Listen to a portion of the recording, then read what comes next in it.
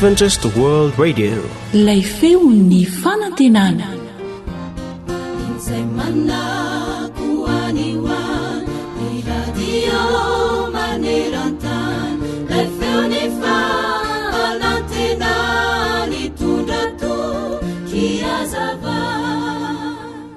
Zavatra izay tokony ho tsaroantsika mandrakariva dia ny hoe mandray fitahina isika rehefa mitondra fitahina ho an'ny hafa. Omeo izay anananao ka azonao omena.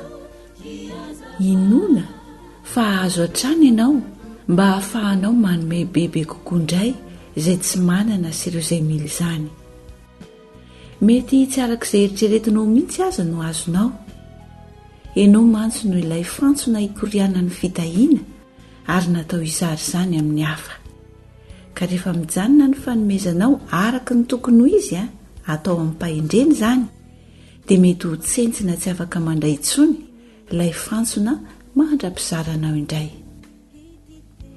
Andriamanitra dia manome fanomezana izay tsara indrindra ho anao eo amin'ny andronao rehetra, fa anjaranao mandray na manday izany. Dia sanatria ve betsaka ireo izay omeny kanefa tsy fantatra ao akory izany indraindray?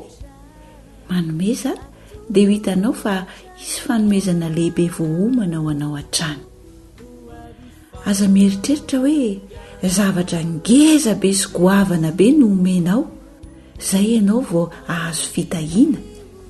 Fa izao ny voalazan'ny soratra masina ao amin'ny Marka 7:1-7 manao hoe: fa na iza ny manome anareo rano eran'ny kaopy hosotronareo, satria any Kristy anareo, dia lazaiko aminareo marina tokoa fa tsy ho very ny valim-pitiany.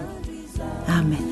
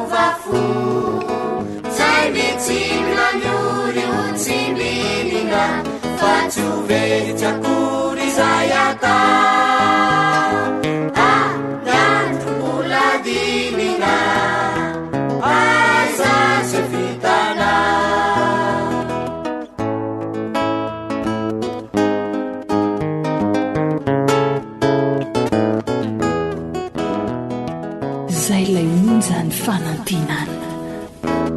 Azafady mijery ny solafaka, aza miandry fotoana nanatra, aza saina hoe ho ranoraraka, fa ataovy ambany any-pana.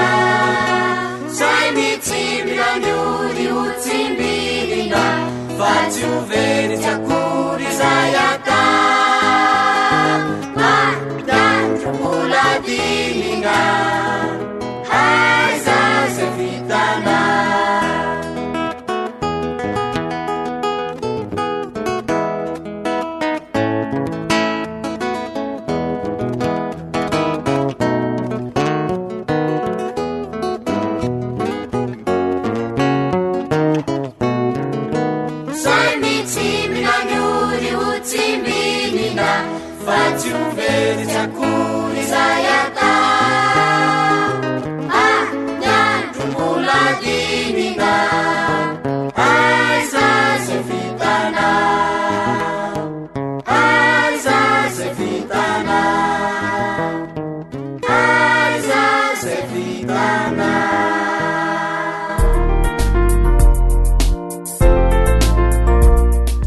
Ny soratra masina izay mampahantra anao.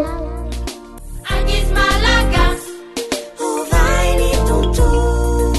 Ankizy malagasy, avao izao tontolo izao. fianarana baboly ho an'ny ankizy. Iarahana amin'ny feon'ny fanantenana.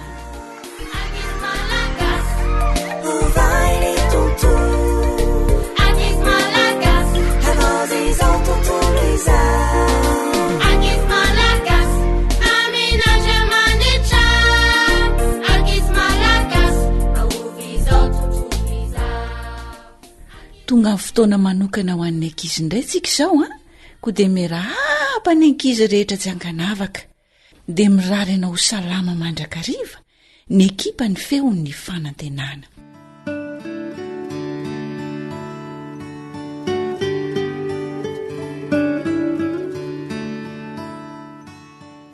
Ono a, efa nandray an'i Jesosy olay namany akaiky azy indrindra ve ny ankizy rehetra? Mahafinaritra toy izo hatrany mizara amin'i Jesosy izay mitranga eo amin'ny fiainanao a, dia ho atorony Jesosy ny ankizy rehetra amin'ny alalan'ny dada sy neny, na ny mpampianatra, na i dadatoa, na i nenitoa, na i bebe sy dadabe, na ny pasteur any am-piangonana ny tokony ataontsika ankizy. Fa raha ohatra kosa mbola misy ankizy tsy nandray an'i Jesosy ho namana akaiky azy indrindra, dia andramo fa tena mahasoa sady mahafinaritra ny manana namana an'i Jesosy, sady io Jesosy io aneny tena tiantsika indrindra. Andao arysika anaraka tantara iray meno finaritra.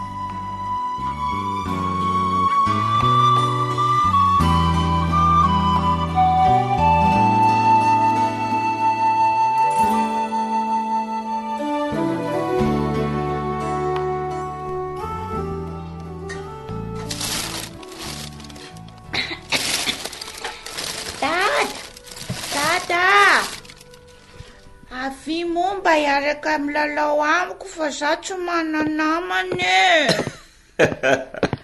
Zay ndray jina. Ka tsy mananamana. Fa inona daholo ireo kilalao betsaka miaraka aminao reo e? Angary eo tsy namanao ka. Olona ny tiako fa tsy kilalaoko. Reo angamy resaka. Ay ve, andraso kely vetivety ary aloha dada mita asa dia iaraka milalao aminao avy eo. Tonga zany dia ampirimiko ny kilalao fa ho avy dada. Eno a, endry tsara aloha jina. Kay, marary be ato dada. Fa manino jina? Aiza ny marary anao e? Atao ny kipoko ato marary. Aiza? Marary be ato dada.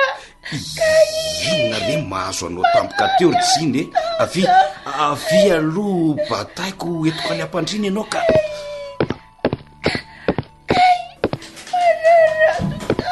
Andraso aloha aniraka iantso dokotera e. Mangina fa hositran'ny dokotera ny zanakidady e.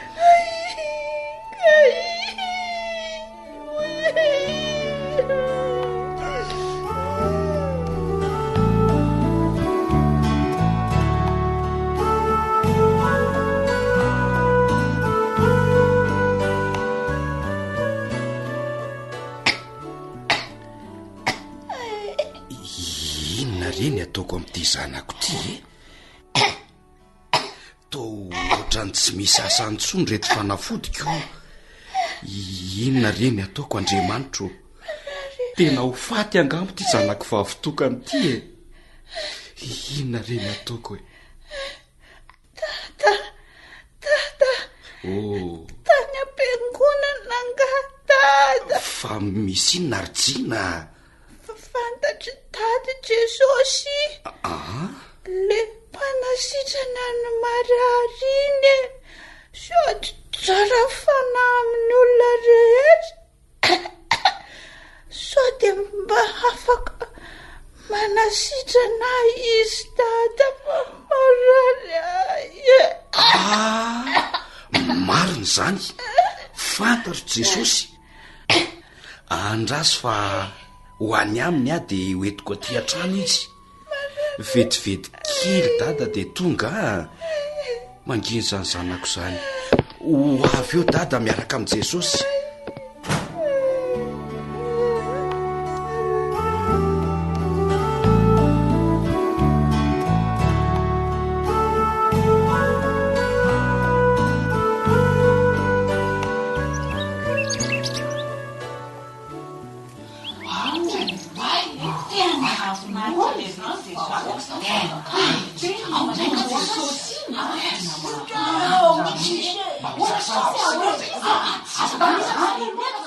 Anaka, ny finoanao no nahasitrananao mandehana ny soma tsara.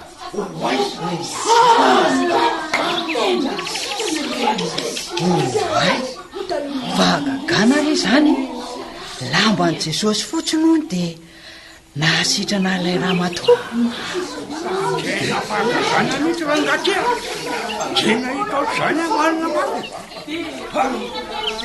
Olo za manodidina an' Jesosy zany. Andraso anatona kaiky kokoa ahafahako miresaka amika. Jesosy eo. Dadanjina ngiadzay ro maty ny zanakao. Maty izy, tsisy azo atao tsony fahasamanahirana an' Jesosy mpampianatra re. Maty ve ny zanako vavy tokane? Tena maty ve ny zanako? Vera re olo. Jesosy! Aza matahotra. Maty. Mino fotsiny ihany dia ho velona ny zanakao. Jesosy! Andao tsika andeha ho any an-tranonao. Efa maty ane izy Jesosy.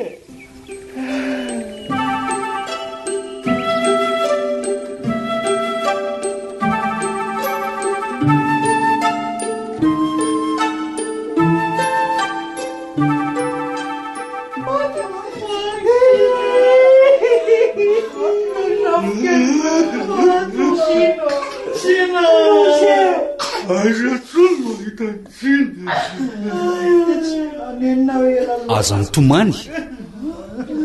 mitomany fa tsy maty izy fa matory. Tsy ny fahafatesana no imeezako fa ity tenin'ny Jesosy. Hafahafa koa zany ko efa hita zao hoe maty oniko mbola matory ahoany.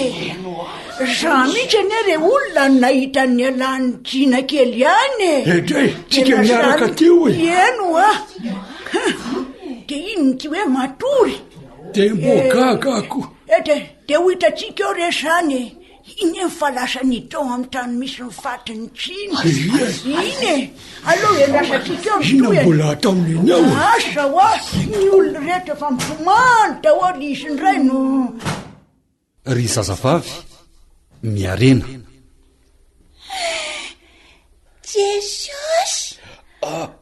Jesosy marina. Saotra indrindra Jesosy tonga taty amiko. Andray saotra Jesosy o. Tata, sitana tata. Sitany Jesosy. Efa eny e, velona tokoa ianao anaka. Misaotra Jesosy. Tena misaotra Jesosy. Tena zanako e. Sitana tata. Sitany Jesosy. Faly be mihitsy saotra Jesosy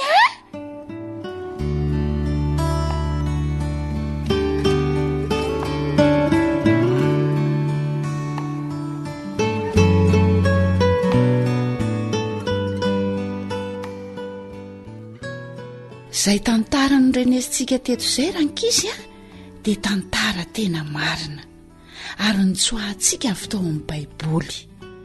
Zany rankizy ilay Jesosy tena tiantsika, afaka manasitrana antsika izy. Ilay zazavavy kely teo zao efa maty mihitsy nefa dia nivelomy Jesosy indray. Noho izany rankizy, raha iso tena namanao io Jesosy tena tiantsika io. Tiany olona rehetra izy tiany ankizy rehetra.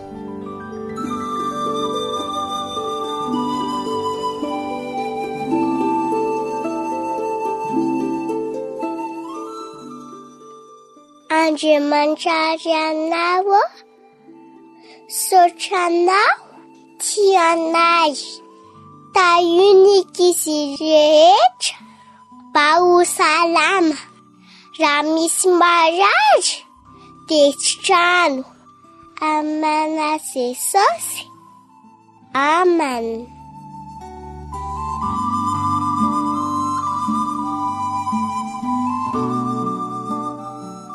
dia hatreto indray zany aloha ny fiarahantsika androany rakizy fa manome fotoanantsika ho amin'ny manaraka indray. Samy hotahian'Andriamanitra.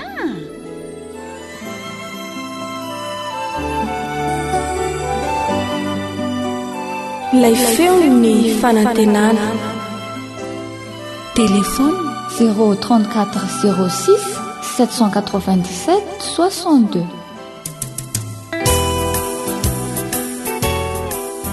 Ilay feo ny fanantenana.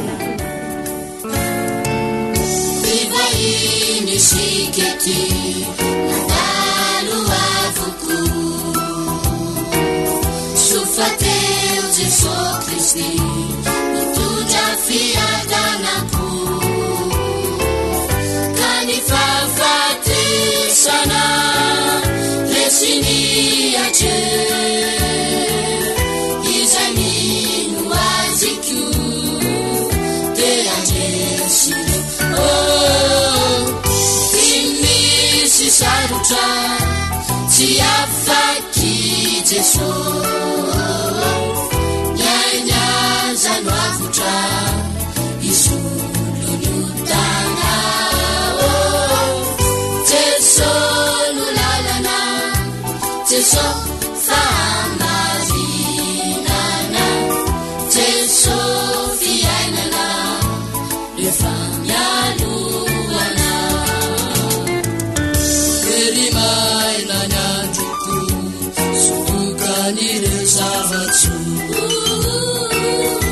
irorendranendrano andrakotany fiainako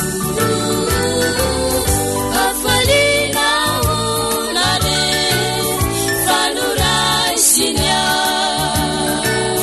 de izao mpanotabe afaka hitenidozao tsy misy sarotra tsy afaky Jesu nyanyazano avutra isolulutana Jesu nulalana Jesu famarinana Jesu fiainana efamyaluana Jesu nulalana Jesu famarinana Jesu fiainana efamyaluana.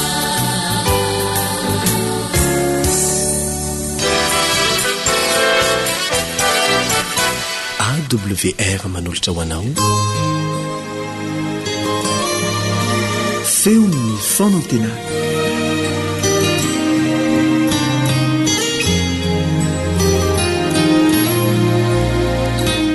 Ifampanandreva ianao ndray andro hoe misy asa lehibe ny tena goavana, ilana fahakingana, ilana fahaizana, kanefa olona tsy manana ny fahaiza-manao ilaina amin'izany, tsy manana ny vola ilaina amin'izany na ny fitaovana ilaina amin'izany no nantsoina ho tompon'andraikitra voalohany amin'izany asa izany. Mahagaga nefa fa dia izany tokoa no nataon'i Jesosy raha ny fantina ny akamaroan'ny mpianatra zay ampandraiketana asa lehibe indrindra mety ho vitany olombelona teto ambonin'ny tany izy.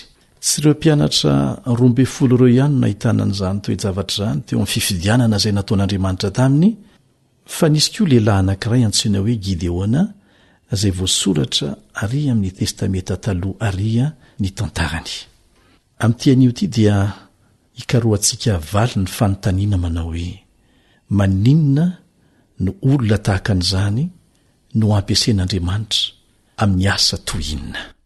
miaraka aminao eto ny mpiara-mianatra ny tenin'andriamanitra aminao Ilion Andria Mitanso. Milohan'ny hanokafantsika ny tenin'andriamanitra hikaroantsika n'izay valiteny izay dia andeha hiaraka nondrika ny lohantsika isika hiaraka hivavaka.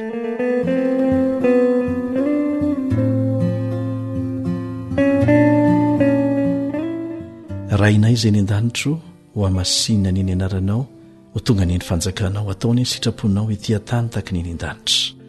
Misaotranao izay fa afaka miara-mianatra ny tenin'Andriamanitra eto amin'ity onjam-peo ny feo ny fanantenana ity.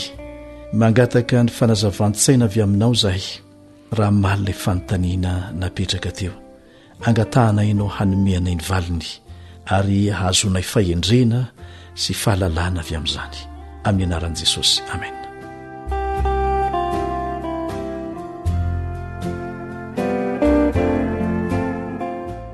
Manasanao ary hamaky izay voalaza mpitsara toko fahenina andiny farakambefolo ka hatramin'ny fahenina-mbefolo. Mpitsara toko fahenina ka ny andininy farakambefolo ka hatramin'ny fahenina-mbefolo. Dia tonga ilay anjelin Jehova ka nipetraka teo ambanin'ny hazo terembita teo Ofra izay any Joasy Abizrita. Ary Gideona zanany nively vary tamin'ny fantaka teo anilany famiazam-boaloboka mba hafeniny amin'ny Midianina. Ary ilay anjelin'i Jehova niseho taminy ka nanao taminy hoe: Jehova ny momba anao ry lehilahy mahery.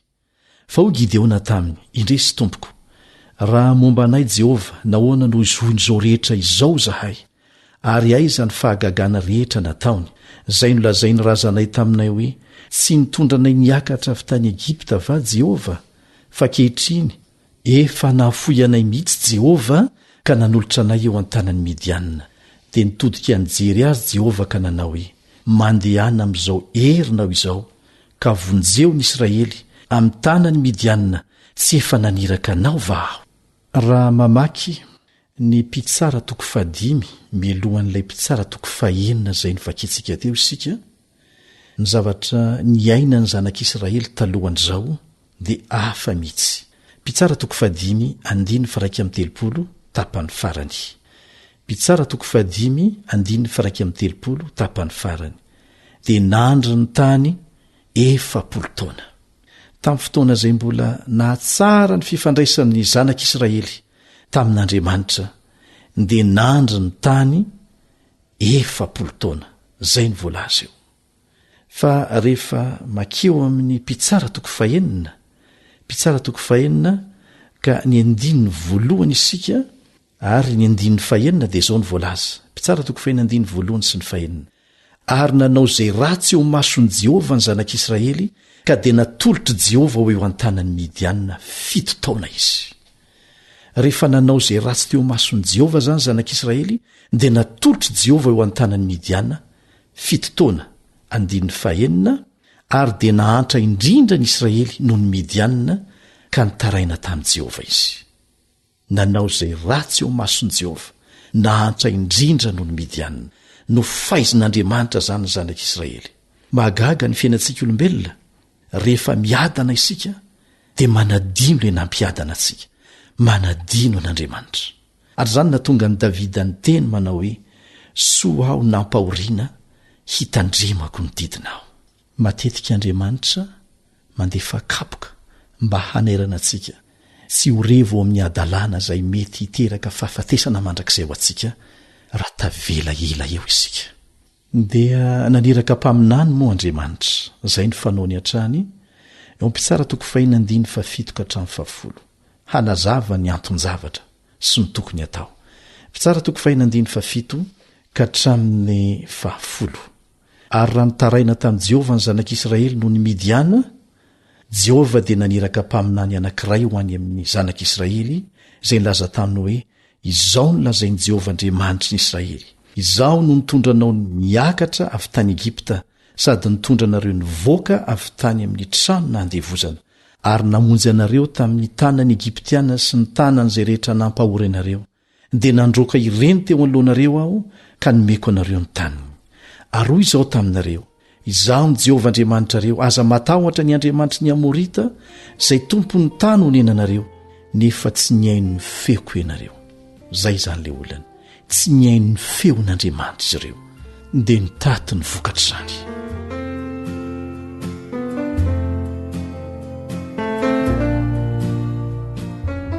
eto ny mpaminany dia nampatsiaro ny fitondran'andriamanitra tamin'ny lasa dia lazainy tokoa ny tsy ambaratelo ny fandresena dia ny fiainona ny feon'i Jehova, tsy ny fiainonany olona mety maty na fiainona hery hafa kanefa moa tsy nentiny zanak'Israely. Dia efa nivakitsika teny aloha ny toyny ao amin'ny mpitsara 9:12 ka hatramin'ny 9:20 ny fidy olona iray Andriamanitra, lehilahy anankiray izay nolazain'i Jehova hoe lehilahy mahery eo amin'ny 9:12. dia jereo ny valiteny meny Gideona eo amin'ny 9:13. indrisy tompoko raha momba anay Jehova, nahoana no zoiny izao rehetra izao zahay? Aiza ny fahagagana rehetra nataony izay nolazai ny razanay taminy hoe tsy nitondra anay niakatra avy tany Egipta va ianao? Tsy mety mahatsapa ny fahatsotsika mihitsika olombelona eo anatrehany zavatra izay ataontsika.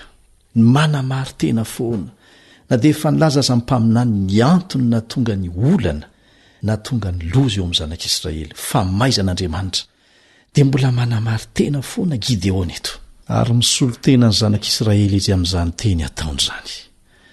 Jehova moa dia tonga amonjy satria ny farana ilay fitotoana dia nitodika nijery azy Jehova ka nanao hoe eo amin'ny 14:12 mandehana amin'izao herinao zao ka vonjeo ny Israely amin'ny tanany Midiana, tsy efa naniraka anao va? Dia izao ny valiteny nataony Gideona eo amin'ny 15:10. Indrisy tompo, ataoko ahoana ny famonjy ny Israely? Ny mpianakaviko ny malahelo indrindra, izany hoe mahantra indrindra atao anatin'ny zanak'Israely ao Manase, ary ao anatin'ireo dia mbola zandray ny kely indrindra. Ka naneso ve Jehova raha nyteny hoe mandehana amin'izao herinao zao ry lehilahy mahery tamin'ny Gideona?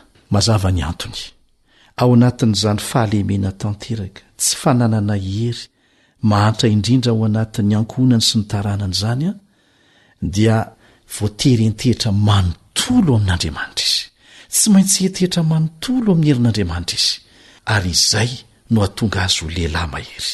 Gideona dia nandrefy ny heriny amin'izay zavatra misy eo am-pelantanany, tsy nisy vola, tsy misy olona manohana, tsy isy toerana ambony izay nomena azy, tsy manana fari-pahaizana ambony izy, tsy nanana sandry, tsy nanana fitaovam-piadiana.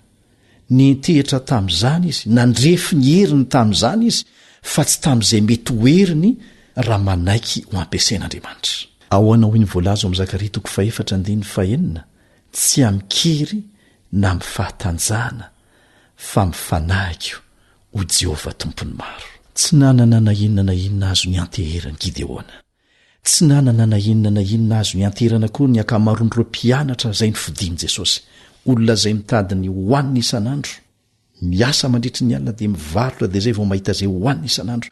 Ny olona tahaka an'izany no fidian'Andriamanitra satria afaka mentehitra manontolo aminy, satria ny asana ny rahana azy dia tsy vita amin'ny kery sy ny fahaizan'olombelona, fa ny herin'ny fanahin'Andriamanitra izay miasa ao amin'ny zanak'Andriamanitra ihany. Ary izay no mahatonga ny apôstôly Paoly miteny amin'ny Romanina 5:4, Romanina 5:4 manao hoe izay tarihan'ny fanan'Andriamanitra no zanak'Andriamanitra.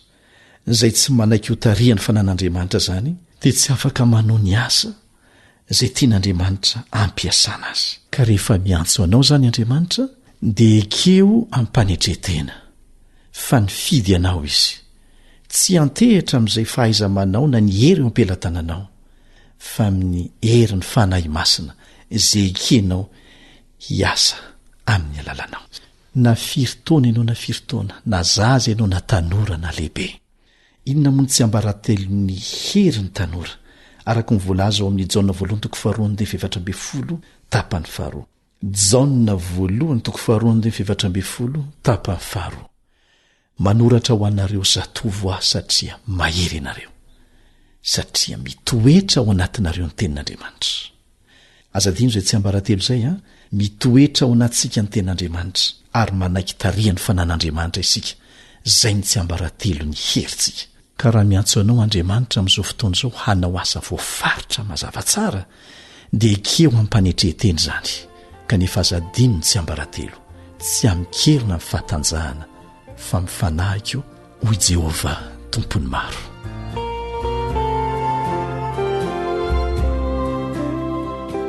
AWR boîte postale 700 Antananarivo 100. Tark louange de l'île. Misandrinao no hery ankilmako ny elatrao de ampianidinako Jesosy io ny entao mavesatro ho maivana ravao emiana Zay lay onja ny fanantenana ny fo zay mavesatra reraiky miady ety tony ravao eo iana resy fateo lay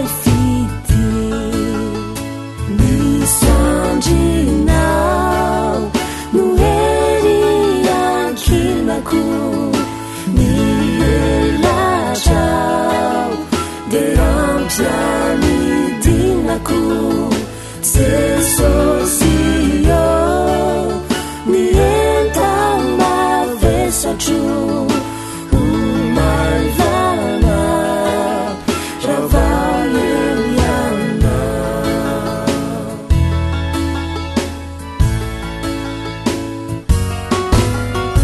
Nisay nakivyamiko total bidalau kale ravao laluvanamu tunye kamiteniwe Misandrinao no hery ankilmako ny elatrao de ampianidinako Jesosy io ny entao mavesatro ho maivana ravao emiana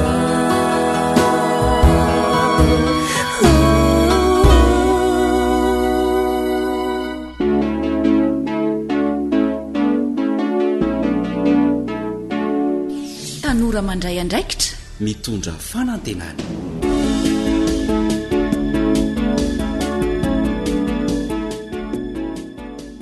misaotra anao hatrany nanokana fotoana iarahana amin'ny onjam-peo amin'ny feon'ny fanantenana mitoetrany ny torohevitra mahasoa ho antsika tanora tsy akanavaka mahakasika indrindra ity fiomanana ao amin'ny fanambadiana ity dia meno finaritra ary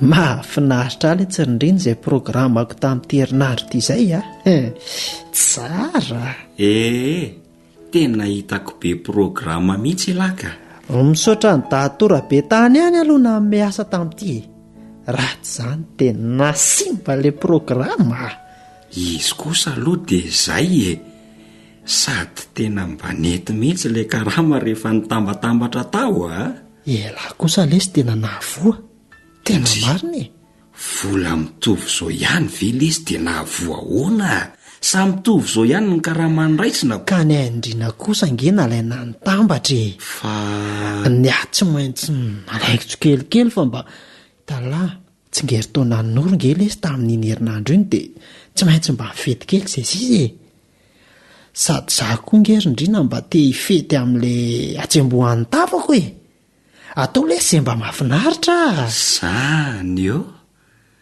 fangano norondray moa no miaraka amin'ny lary ravo fa tsy mirana ne le tiako efoviana azy zany taraiky be nareo ary aza miteniteny an'izany eo sao dia eninoro eo zany ka tezitra izy a io lay tsy voatena izy roviana ihany ary lahy ty vao matotra androany hafa rapitso hafa mielina sahala amin'ny mololo daholo ny zavatra etra amin'le ty tsy azo lahy ninony kefa hoe manao izay mahafinaritra ho afa ararotina amin'ny fiainana za mihitsy nge zao no tena natongavako aty amindrina ty efa teto amaly fa nendray vo nitratrako teko lava tongotra tsy tsy maintsy nandeha maraina lesy fa nisy zavatra ny karakaraiko kely izay zany raha tsy nanafatra ny neniray vo azy lahy dia mbola tsy nahatratra teto nendrina kosa nahandry fianarana na tsy dia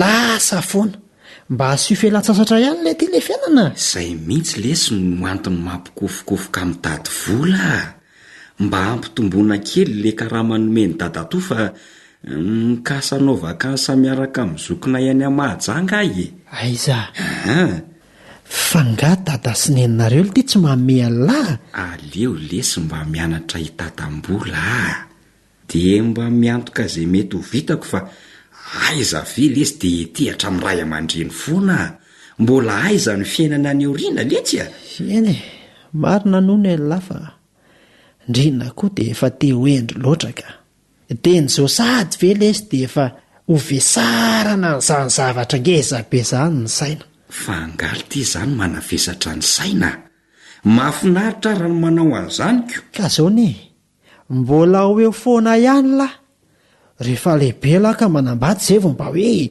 mieritreritra n'izany adidy tsy andraikitra zany ty ny fatrano tsy maintsy eritreretiny lahy ny sakafo fanafody ny fialam-boly sy ny sisy fa tsy zao dia efa lasa loabe lahy kanefa rehefa tonga any le ty hita ihany zany zao ange dia efa mizatra mandamina n'izany tsy kelikely amin'izay tsy tapoka ho atsika ny fetrehanana izany raha tsy hoe anga hoe tsy hanambady ravo sa mahafinaritra kosa nge zany le ty kosa letsy mandreraka tsy sa janona sahady nory fa oay oaka aloha letsy le vazivaziny lahy fa zary tena ny zany ka fa ahoana re zao letsy rindrina hitalahy hoana lesy zany zao lesy mba vonjeo kely a letsy raha azony lahy tao tena misy inony dia vonjena hoana ravo hitalahy mba vonjeo volany lesy loha rindrina tena lozany lesy fa misy olona nivitanako zavatra zay be fa maharitra loatra ka efa lahy ny vola taty amiko nefa mbola tsy voaverina le volan'le olona tary tandremo lahy milazalaza n'izany amin'ny mama fa ngamba o ravo vo niarana ndray vola ngetsika amin'ny rahalahy eno fa nykalamako ngeletsy le nalaikitry kelikely tena nanao erera koa tokony natambatro ihany le izy zany adala ao lesy mba meo amimoa tena mariny 5,000 sy 1,000 ariary fotsiny ngelesy mba alaiko any amin'ny larindriny fotsiny moa zany amin'ny lahy tena tsy manana tsony alesy efa voazaraka daholo ny fomba fampiasako azy sady roviana indray no anakaramo dadatora be tany dia aleo lesy tsitsiana ny vola sady le vola teo aloha koa marina tokoa letsy zany fa omeo aloha arindrina ao lesy moa fa tena afa-baraka an'le olona ngeletsy atambatro mihitsy lesy ny alahy atambatro daholo ny vola lahy tokondray mandoa letsy ao lesy moa tsy be moraly ary ravo fa tena mampalahelo ahy lahy zao ve dia hoe mahafinaritra amin'lahy mbola voafiry taona ilahy io tsy vady tsy zanaka velomina dia efa trosa etsy seroa teo ilahy nahazo vola tsy nalohan'ny laingana ny volan'olona fa hoe mba nanao fety zao hoe marina ngeo zany fa mba te hifalisahala amin'izana-bahoaka nge ka ity izy konty aly ty dia volany amin'izandray hoany izany no an'ny rahalahan'ny volako raha manomehaka ka tsy maintsy mahita letsy afa mariny tena mafy ilay tsy tia mahazo atya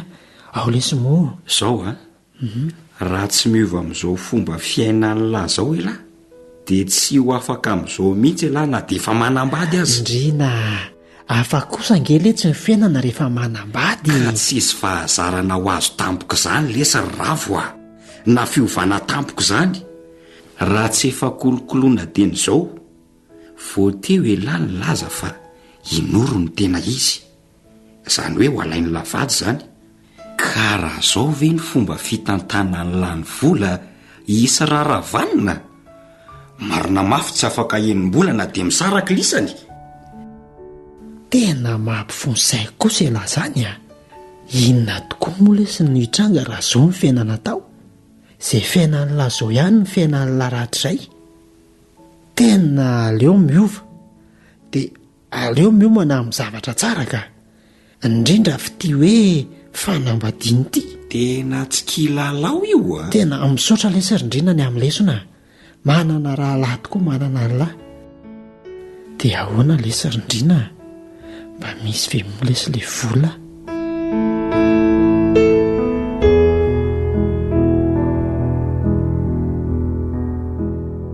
ny feon'ny fanantenana BP 700 Antananarivo 101 Madagasikara. milohan'ny andraisanao fanapahan-kevitra dia fantaro aloha izay mety ho vokany mirabantsika tanora rehetra ho resantsika indray ary ny lafiny arabola izay zavatra efa fantatrao ihany no andeha hoe rahantsika mamirina eto ny hoe manambady dia midika ho fananana asa na fidiram-bola ara-dalàna ihany koa aoka zava-tsara ny amin'izay fiteny mpiverimberina matetika eo amin'ny vavan'ny maro no hoe tsy velon'ny ranomangatsika ny fitiavana mifandray tsara eto ny fahavitan'ny fianarana sy ny fananana asa fidiram-bola ary ny fahavononana ho an'ny fanambadiana mbola resantsika ny lafi ny hafa manaraka fa ireo no asiantsika tsindrim-pemanokana fandresantsika tetony amin'ny mahazava-dehibe ny fahavitan'ny fianarana fa amin'ity anio ity dia mifandray tsara ny hoe fananana asa sy ny fidiram-bola ara-dalàna rehefa karazana asa tokony ho atao ary mahasoa dia tsara avokoa fa ny zava-dehibe to tia notsindrina dia ny hoe fananana fidiram-bola ara-dalàna ny fahavononana ho amin'ny fanambadiana dia mitaky an'izay tsy midika akory izany hoe tsy maintsy manan-karena voanambady aleo aza vonona sy matotra amin'ny lafiny ara-tsaina ara-piaramonina ara-pahalalàna ara-pietsebo ary manana fidiram-bola tsotra sy antonony toy izay mifanohitra amin'izany izany hoe manam-bola be dehibe manana ny ampy eo amin'ny lafiny ara-materialy fa tsy matotra eo amin'ny lafiny ara-tsaina ara-pietsebo tsy afaka miatrika an'ireo sedra ny fiainany dia tsy misy ilana azy mihitsy ny vola amin'izay fotoan'izay fa mety hanasarotra indray aza ny fiainanao atokantrano hainao tsara ngamba ny mandanjalanja ny resaka izay ataontsika ilaina ny vola saingy tsy azo atao Andriamanitra koa ny vola mpanompo mahatoko ny vola fa tena tompo lozabe raha ataonao mpanompo anao izy izany dia soa anao fa raha ny vola no ataonao tompo mibaiko anao amin'izay zavatra ataonao dia tsy maintsy hampididozanao izy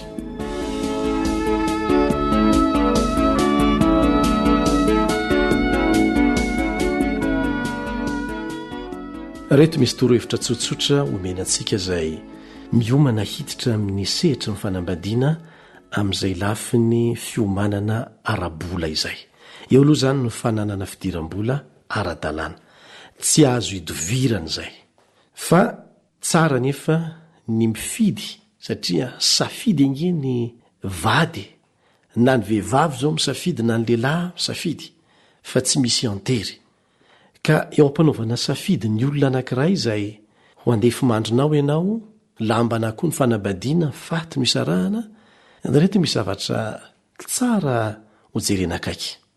Olona afaka mitantana ary mahay mitantana zany hoe vola izany no ilainao miaraka aminao fa tsy olona zatra ny mandany ny azo. Zay moa le fiteniny mazatra am'izao fotoana zao, mandany ny azo fotsiny, zay azo de zay andaniana azy aloha fa tsy maintsy misy ihany eo e. Ny lehilahy na vehivavy manana an'izany toe-tsainy zany a dia ialao lavitra fa tsy asoanao ny miaraka aminy, aloha tsorona sy fantanina ny resaka. Olona afaka miara-miotra aminao eo amin'ny fitantanam-bola no tsara iarahanao eo amin'ny fanambadiana.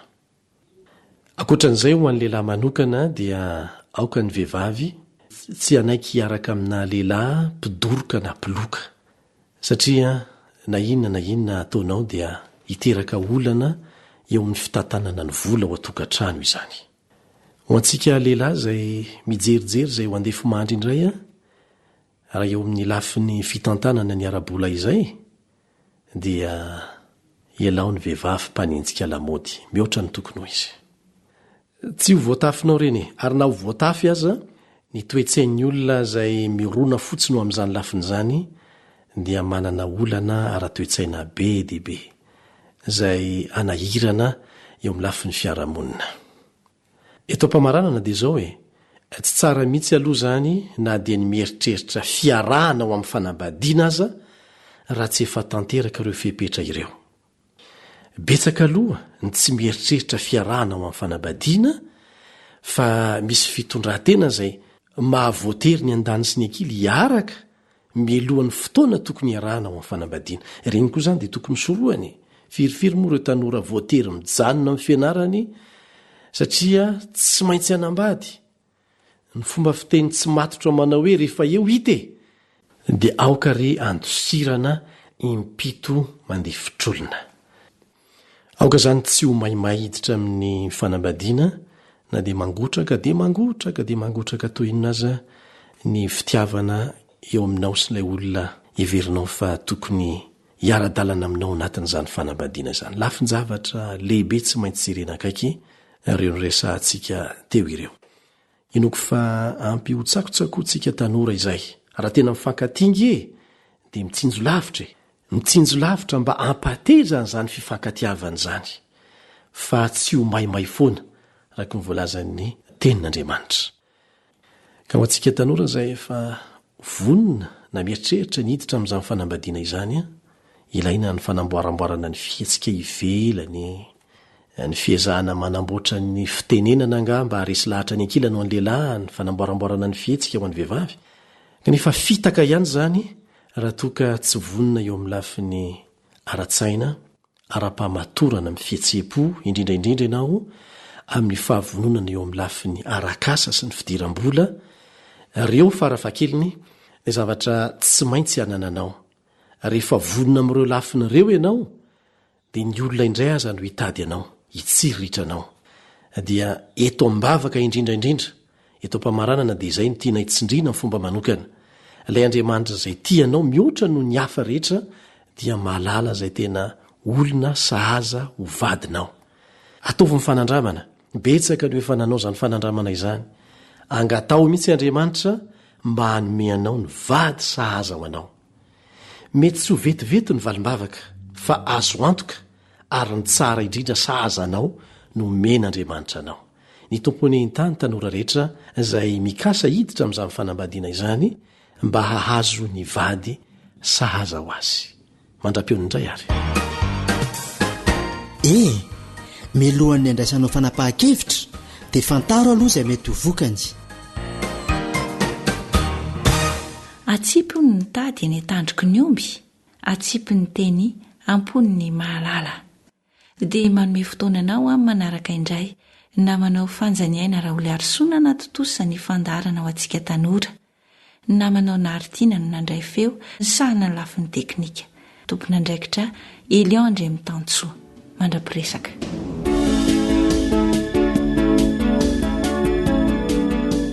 Ilay feo ny fanantenana.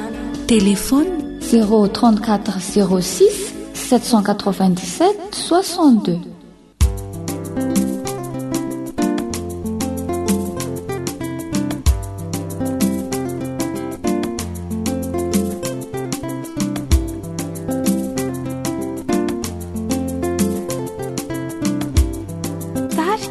Rasolonjatovy Désiré.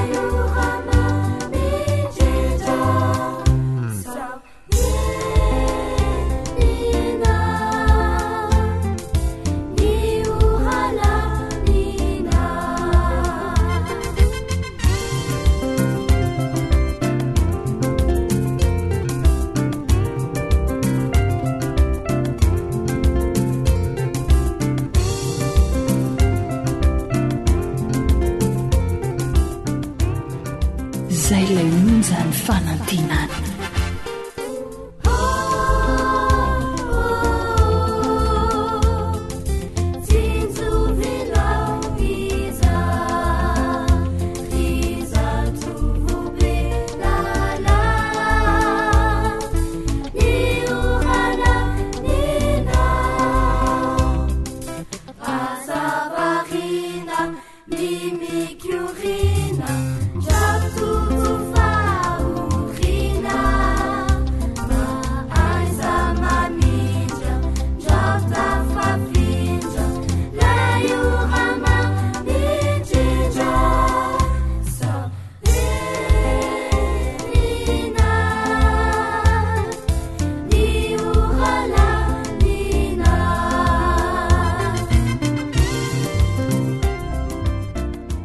Akoatra ny fiainoana amin'ny alalan'ni podcast dia azonao atao ny miaino ny fandaran'ny awr sampana teny malagasy amin'ny alalan'ni Facebook isanandro amin'ity pejy ity AWR feon'ny fanantenana.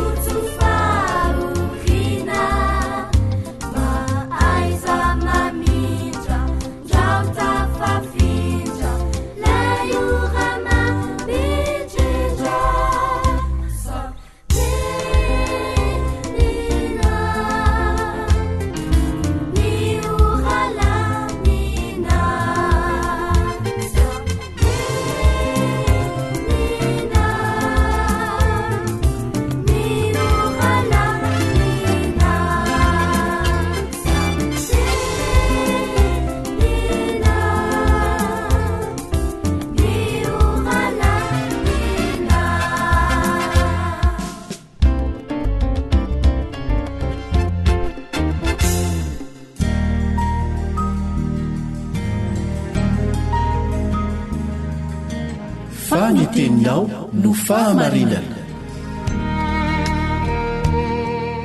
Taridalana manokana fianarana baiboly avoaka ny fiangonana advantista maneran-tany. Iarahanao amin'ny feon'ny fanantenana sy ny departementany sekoly sabata.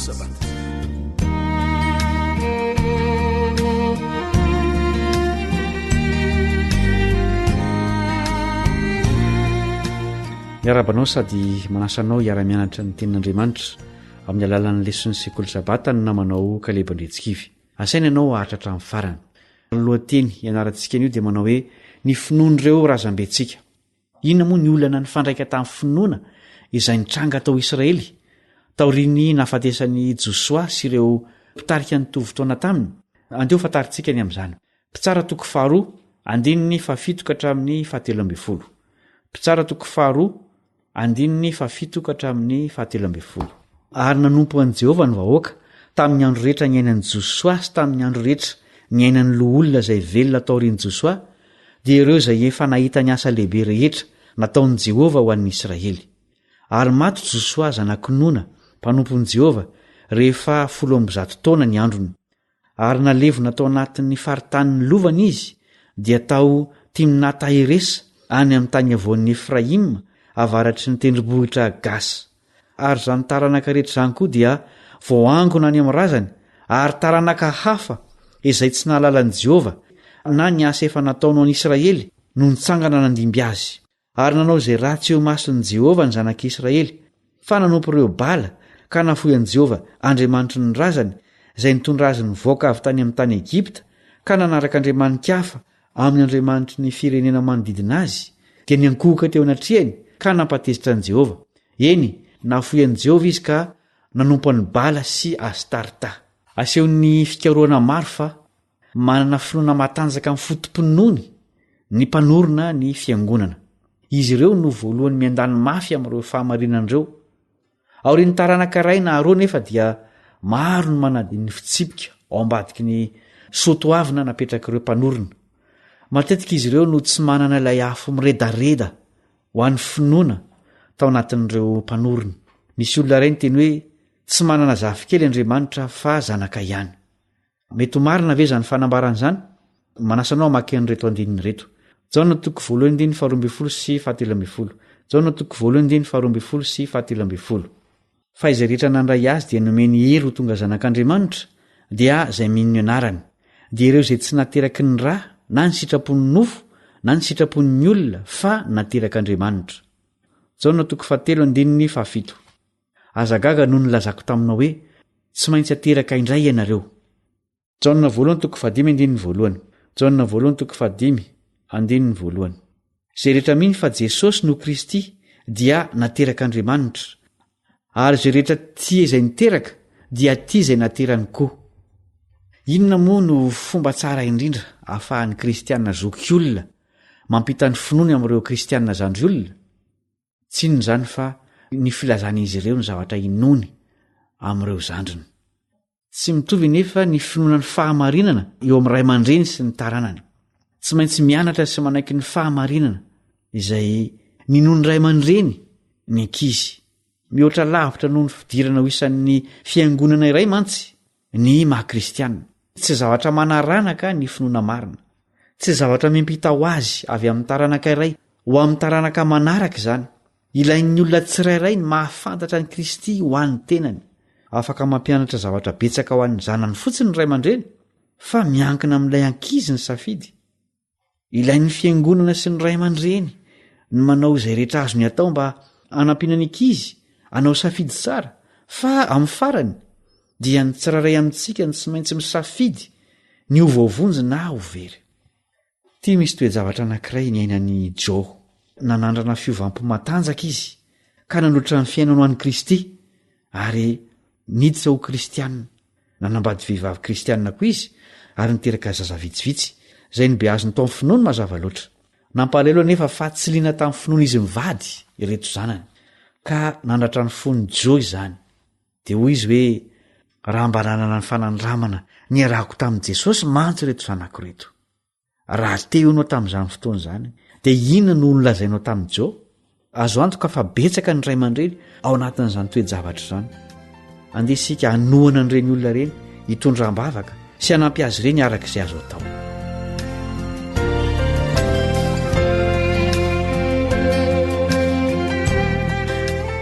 Izay no mamarina ny fiarantsika mianatra androany.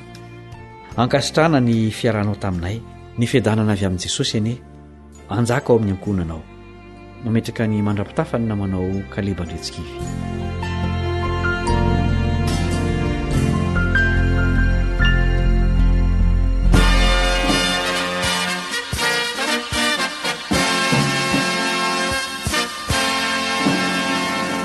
Adventist World Radio, The Voice of Hope. Tapitra treto ny fiarahanao tamin'ny radio feony fanantenana na ny AWR. Azonao atao ny mamerina miaino na maka maimaim-pona ny fandaharana narahanao teo amin'ny fotoana rehetra ilanao azy. Raisoary ny adresy ahafahanao manao izany: www.awr.org. Mandrapitafindray ary.